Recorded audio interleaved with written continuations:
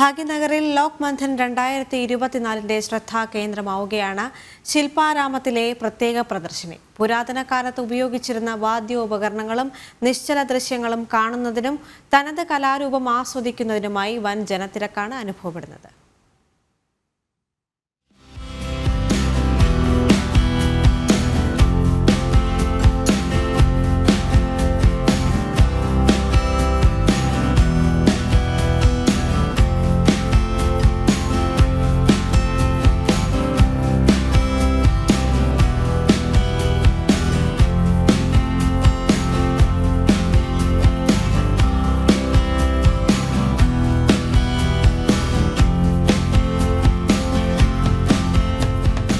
തെലങ്കാനയുടെ തലസ്ഥാനമായ ഭാഗ്യനഗറിൽ ശില്പാരാമത്തിലാണ് ലോക് മന്ഥൻ 2024 ഭാഗമായി പ്രത്യേക പ്രദർശനി നടക്കുന്നത്.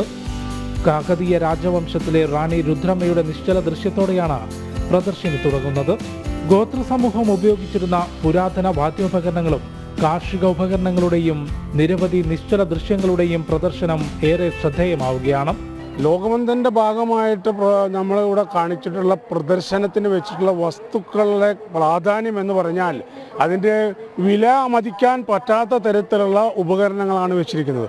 നമ്മുടെ കാർഷിക സംസ്കാരം എങ്ങനെയാണ് നമ്മൾ ഇത്രയും കാലം നമുക്കറിയാം, നമ്മുടെ സാമ്പത്തിക മേഖല മറ്റുള്ള രാജ്യങ്ങളൊക്കെ റിസഷൻ വന്നു കഴിഞ്ഞപ്പോൾ ഭാരതത്തിൻ്റെ സാംസ്കാരിക മേഖല പിടിച്ചു നിന്നത് ഇത്തരത്തിലുള്ള കൃഷി രീതികളും നമ്മുടെ സംസ്കാരത്തിൻ്റെ ഭാഗമായിട്ട് നമ്മൾ അവലംബിച്ചിട്ടുള്ള പല രീതികളാണ്.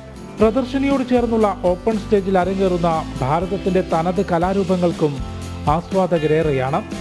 മണിപ്പൂർ, അസം, മിസോറാം ഉൾപ്പെടെ വടക്കുകിഴക്കൻ മേഖലയിലെയും രാജ്യത്തിന്റെ വിവിധ ഭാഗങ്ങളിലെയും പരമ്പരാഗത കലാരൂപങ്ങളാണ് ഇവിടെ അവതരിപ്പിക്കുന്നത്.